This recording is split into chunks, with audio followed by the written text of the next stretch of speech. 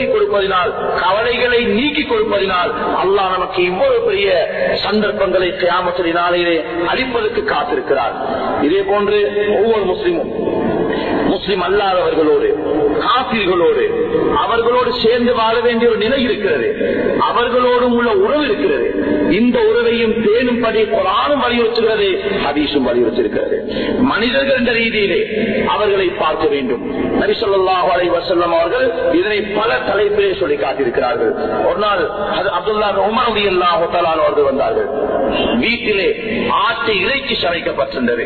வீட்டுக்குள் வந்து புகுந்த உடனே கேட்டார்கள் மனைவியை பார்த்து, அதைத்தும் லிஜாரினல் யஹூதி, என்ன அடுத்த வீட்டில் வாழக்கூடிய யஹூதிக்கு இந்த ஆட்டு இறைச்சி கொடுத்தீர்களா, இந்த கரியால் கொஞ்சம் கொடுத்தீர்களா என்று திருப்பி திருப்பி திருப்பி கேட்டார்கள்.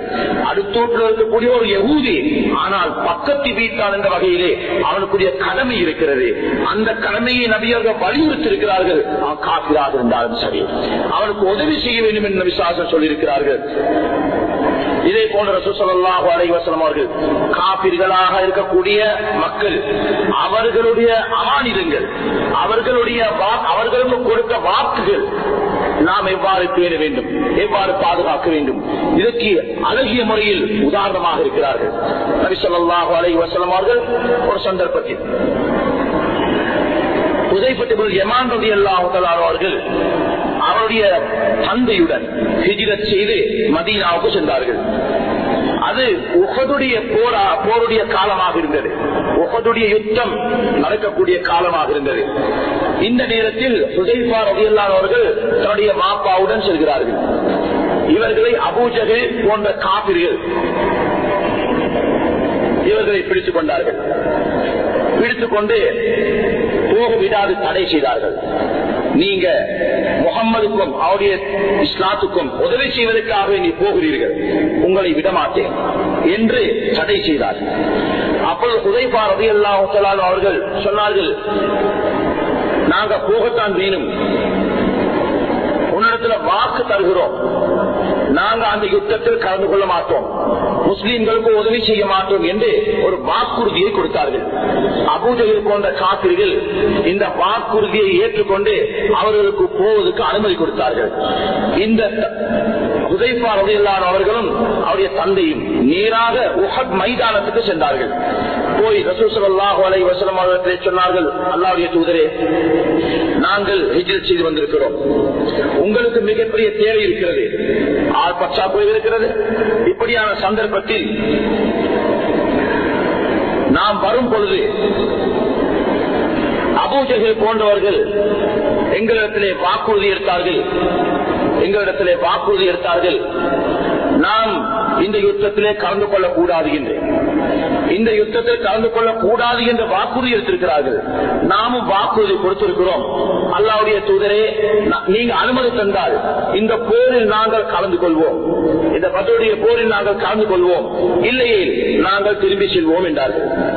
அப்போது நபி ஸல்லல்லாஹு அலைஹி வஸல்லம் அவர்கள் ஹுதைஃபா ரலியல்லாஹு அன்ஹு அவர்களுக்கு சொன்னார்கள், எங்களுக்கு யுத்தத்துக்கு ஆள் தேவையாக இருந்து கூட சொன்னார்கள், நீங்கள் இந்த யுத்தத்தில் கலந்து கொள்ளாதீர்கள், அந்த காபிர்களுக்கு கொடுத்த வாக்குறுதியை பேணுங்கள், நீங்கள் நேராக மதீனாவுக்கு செல்லுங்கள் என்று நபி ஸல்லல்லாஹு அலைஹி வஸல்லம் அவர்கள் அவர்களுக்கு வழிகாட்டியிருக்கிறார்கள்.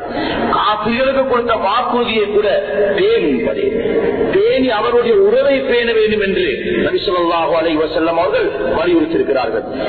இதே போன்று ஹைபருடைய போர் நடைபெற்ற பொழுது ஹைபரில் இருந்தவர்கள் எல்லோரும் யூதர்கள். அந்த யூதர்களை நபி அவர்கள் முற்றுகையிட்டிருக்கிறார்கள், சஹாபாக்கள் முற்றுகையிட்டிருக்கிறார்கள். இந்த சந்தர்ப்பத்திலே ஒரு ஆட்டு இடையன் அந்த ஹைபரில் இருக்கக்கூடிய யூதர்களுக்கு சொந்தமான சில ஆடுகளை மீட்டுக் கொண்டிருந்தான். இந்த ஆட்டிடையன் இந்த ஆடுகளை எல்லாம் எடுத்துக்கொண்டு நபி ஸல்லல்லாஹு அலைஹி வஸல்லம் அவர்களிடத்திலே வந்தார். நபி அவர்களை தேடினார். நபி அவர்களை கண்டு, அல்லாஹ்வுடைய தூதரே, நான் இஸ்லாத்துக்கு வரணும் என்று அவர் நபி அவர்களிடத்திலே சொல்லி ரசூல் ஸல்லல்லாஹு அலைஹி வஸல்லம் அவர்களும் கலிமாவை சொல்லி கொடுத்து அவரை இஸ்லாத்துக்கு எடுத்தார்கள். அதுக்கு பிறகு அந்த ஆட்டு இடையன் நபி அவர்களிடத்திலே கேட்டார்கள், இப்ப நான் என்ன செய்யணும் யா ரசூலல்லாஹ்?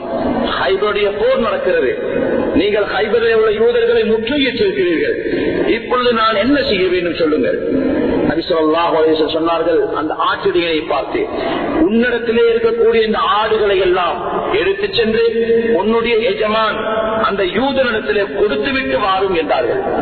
அப்பொழுது அந்த ஆட்டுடையன் கேட்டான், அல்லாஹ்வுடைய தூதரே, இவர்களை நீங்கள் போர் செய்ய வந்திருக்கிறீர்கள், அவருடைய செல்வங்களை கனிமத்தாக எடுக்க வந்திருக்கிறீர்கள், அவர்களுடைய ஆடுகள் தான் என் கைவசம் இருக்கிறது, இதை நீங்கள் லேசான முறையில் எடுத்துக் கொள்ளலாம் தானே, ஏன் அவர்களிடத்திலே போய் கொடுக்க வேண்டும் என்று அந்த ஆட்டிடையன் நபி அவர்களிடத்திலே கேட்டார். அப்பொழுது நபி ஸல்லல்லாஹு அலைஹி வஸல்லம் சொன்னார்கள், இல்லை இல்லை, உன்னுடைய எஜமான் இந்த ஆடுகளை உன்னிடத்திலே ஒரு ஒப்பந்தத்தின் கீழ் தந்திருக்கிறார், உன்னை நம்பி தந்திருக்கிறார், இது ஒரு அமானிதம், இந்த அமானிதத்தை அவரிடத்தில் நீ ஒப்படைத்து விட்டு நீ வர வேண்டும், அதற்கு பிறகு நீ என்ன செய்ய வேண்டும் என்று நான் சொல்கிறேன் என்று நபி அவர்கள் அந்த ஆட்டுடையினை படித்துக் கொடுத்தார்கள். எனவே கண்ணியத்துக்குரிய அல்லாஹ் நல்லடியார்களே, காப்பீர்களாக இருந்தாலும் நாம் தொழிலில், வியாபாரத்தில், நம்முடைய உலக ஈடுபாடுகளில் வாக்குறுதிக்கு மாறு செய்வதற்கோ அமானிதத்துக்கு துரோகம் செய்வதற்கோ இஸ்லாம் நமக்கு அனுமதி கொடுக்கவில்லை. இது காபிர்களுடைய செல்வம், காபிர்களுடைய சொத்துக்கள், அவர்களுடைய பொருட்கள் என்பதற்காக வேண்டி இஸ்லாம் அதுக்கு துரோகம் செய்யவோ அல்லது ஏமாற்றங்களை புரியவோ இஸ்லாம் அனுமதி கொடுக்கவில்லை என்பதை நபி ஸல்லல்லாஹு அலைஹி வஸல்லம் இந்த சரித்திரத்தின் மூலம் நமக்கு சொல்லி தந்திருக்கிறார்கள்.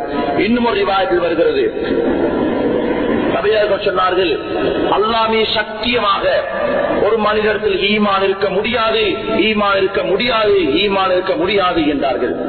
அப்பொழுது அபூ ذر கிஃபாரி ரலியல்லாஹு அன்ஹு கேட்டார்கள், அல்லாஹ்வுடைய தூதரே, அந்த மனிதன் யார்? ஈமான் இருந்தும் ஈமான் இல்லை என்று சொல்கிறீர்களே, அப்படிப்பட்டவன் யார் என்று கேட்டார்கள். சொன்னார்கள், அல்லதி லா யமன் ஜாருஹு பவாயிஃபஹு, எந்த மனிதனுடைய பக்கத்து வீட்டான், அவன் ஒரு காபிராக இருக்கலாம், ஒரு யூதனாக இருக்கலாம், கிறிஸ்தவனாக இருக்கலாம், இந்துவாக இருக்கலாம், ஒரு பௌத்தராக இருக்கலாம், முஸ்லிமாக இருக்கலாம், யாராகவும் இருக்கலாம், தன்னுடைய பக்கத்து வீட்டார்களுக்கு தொல்லை கொடுக்கின்றான், அவன் தொந்தரவு செய்கின்றான், இப்படிப்பட்டவர்களிடத்தில் ஈமானே இருக்க முடியாது என்று நபி ஸல்லல்லாஹு அலைஹி வஸல்லம் அவர்கள் சொல்லி காட்டியிருக்கிறார்கள். கண்ணியமானவர்களே, நம்முடைய பக்கத்தில் இருக்கக்கூடியவர்கள் காபிர்களாக இருந்தாலும் அவர்களுடைய உறவு, அவர்களோடு உள்ள தொடர்புகளை நாம் இவ்வாறு சீராக்கிக் கொள்ள வேண்டும் என்பதை நபி ஸல்லல்லாஹு அலைஹி வஸல்லம் இந்த ஹதீஸின் மூலமாக நமக்கு சொல்லி தந்திருக்கிறார்கள். எனவே குர்ஆனும் சொல்லித் தருகிறது, இந்த காபிர்கள் அவர்களுக்கு நீங்கள் அநியாயம் செய்வதற்கோ அல்லது நியாயமற்ற முறையிலே நடந்து கொள்வதற்கோ அல்லது வாக்கு மாற்றம் செய்வதற்கோ அல்லாஹ் உங்களுக்கு அனுமதி தரவில்லை என்று குர்ஆன் நமக்கு வலியுறுத்தி சொல்லி காட்டுகிறது. எனவே நாம் வியாபாரத்தில் எப்படி நடந்து கொள்ள வேண்டும், காபிர்களாக இருந்தாலும் சரி, அவர்களோடு நாம் எவ்வாறு நடக்க வேண்டும், அவர்களுடைய இந்த தொடர்பை நாங்கள் எவ்வாறு பாதுகாக்க வேண்டும் என்பதை இந்த குர்ஆனும் ஹதீஸும் நமக்கு சொல்லி தந்து கொண்டே இருக்கிறது. எனவே இவ்வாறு ஒரு முஸ்லிம் தன்னுடைய உலக வாழ்க்கையில் இந்த தொடர்புகளை எவ்வாறு வைத்துக் கொள்ள வேண்டும், எவ்வாறு தன்னுடைய இந்த உறவுகளை பேண வேண்டும் என்று அல்லாஹ்வும் அவருடைய தூதரும் வழிகாட்டி தந்திருக்கிறார்களோ, இந்த வழிகாட்டல்கள் அனைத்தும் எம்முடைய இரு உலக வாழ்க்கையின் வெற்றிக்கும் உயர்வுக்கும் காரணமாகவே அல்லாஹ் ரப்பல் ஆலமீன் நமக்கு தந்திருக்கின்றார். நபி ஸல்லல்லாஹு அலைஹி வஸல்லம் அவர்கள் தன்னுடைய வாழ்நாளை ஒவ்வொரு முஸ்லிமும் தன்னுடைய இஸ்லாத்தை எவ்வாறு மற்ற மனிதர்களுக்கு காட்ட வேண்டும், எம்முடைய இஸ்லாமுடைய அமல்களை நாம் பார்க்கும் பொழுது கலிமாவை எடுத்துக்கொண்டால் அது உள்ளத்திலே இருக்கிறது, தொழுகையை எடுத்துக்கொண்டால் அது மஸ்ஜிதுக்குள்ளே இருக்கிறது, நோன்பை எடுத்துக்கொண்டால் அது நம்முடைய வயிற்றிலே இருக்கிறது, ஜக்காத்தை எடுத்துக்கொண்டால் முஸ்லிம்களுக்கு இடையிலே நாம் பங்கீடு செய்கின்றோம், ஹஜ்ஜுடைய இபாதத்தை எடுத்துக்கொண்டால் அது ஹரத்துடைய எல்லைக்குள்ளே இருக்கிறது. இஸ்லாத்தினுடைய இந்த கடமைகள் எல்லாம் நமக்கு மத்தியிலே நமக்குள்ளே இருக்கிறது. அந்நியவர்கள் இஸ்லாம் என்றால் எது, குர்ஆன் என்றால் எது, ஹதீஸ் என்றால் எது என்று மக்கள் பார்ப்பதற்கு இவைகளில் எதுவுமே கிடையாது.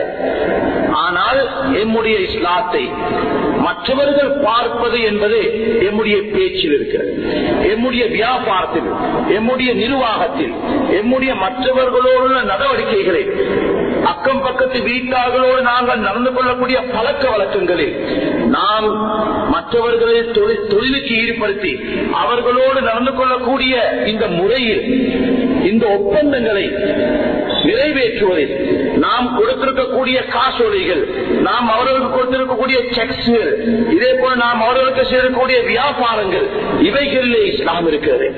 இவைகளின் மூலமாகவே இன்று அந்நிய மனிதன் இஸ்லாத்தை புரிந்து கொள்வதற்குரிய ஒரு வாய்ப்பாக, ஒரு வசதியான ஒரு இடமாக இருக்கிறது. எனவே கண்ணியத்துக்குரிய அல்லாஹ் நல்லடியார்களே, இஸ்லாம் என்கிறது இது மஸ்ஜிதுக்குள்ளே மாத்திரம் இருக்க வேண்டிய ஒரு இபாதத் அல்ல. 5 நேரத்துடைய தொழுகையை மாத்திரம் குறிக்கக்கூடிய இபாதத்துகளுக்கு மாத்திரம் இஸ்லாம் என்று சொல்வதில்லை.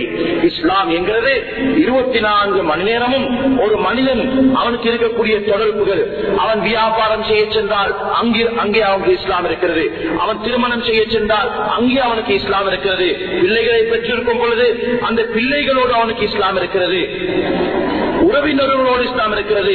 இதே போன்று ஏனைய எல்லா படைப்பினங்களோடும் அல்லாஹ் சட்ட திட்டங்களை வைத்திருக்கிறான்.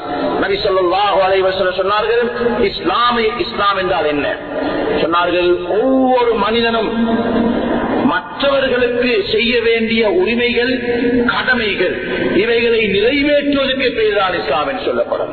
ஒரு முஸ்லிம் தன்னுடைய தாய் தந்தையை செய்ய வேண்டிய கடமை, உறவினர்களுக்கு செய்ய வேண்டிய கடமை, மனைவிக்கு செய்ய வேண்டிய கடமை, பிள்ளைகளுக்கு செய்ய வேண்டிய கடமைகள், முஸ்லீம்களுக்கு செய்ய வேண்டிய கடமைகள், குஃபார்களுக்கு மனிதர்கள் என்ற ரீதியிலே செய்ய வேண்டிய கடமைகள், இதே போன்று அல்லாஹ்வுடைய படைப்பினங்களுக்கு செய்ய வேண்டிய கடமைகள், கடமைகளை நிறைவேற்றுவதற்கு பெயர்தான் இஸ்லாம். இஸ்லாம் என்பது அதாஉல் ஹுகூக், கடமைகளை நிறைவேற்றுவதற்கு பெயர்தான் இஸ்லாமாக இருக்கிறது.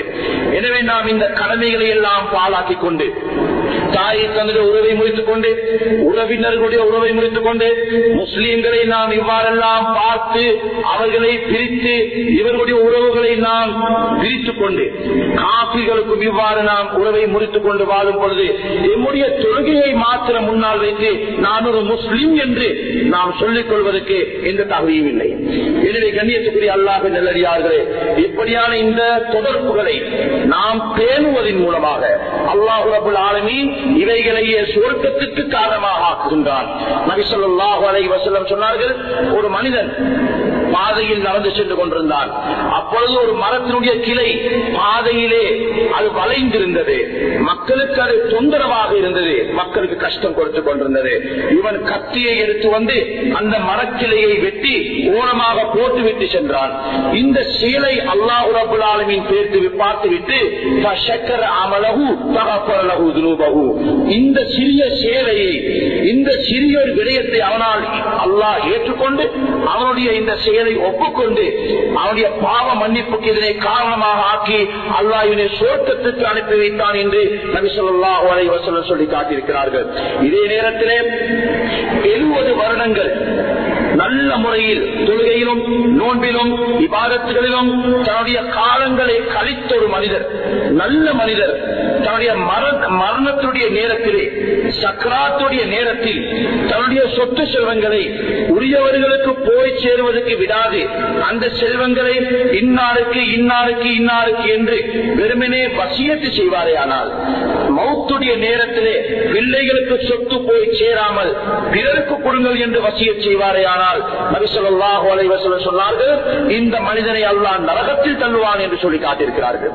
எவ்வளவு பெரிய ஒரு வணக்கசாலியாக இருந்தாலும் சரி, கடைசி நேரத்தில் தன்னுடைய கடமைகளை பேணாது, அந்த உறவுகளை பேணாது மரணிக்கும் பட்சத்திலே அவனுடைய இபாதத்துகள் எல்லாம் பாழாகி அவன் சொர்க்கத்துக்கு தகுதியற்ற மனிதனாக அவன் மாறிவிடுகின்றான்.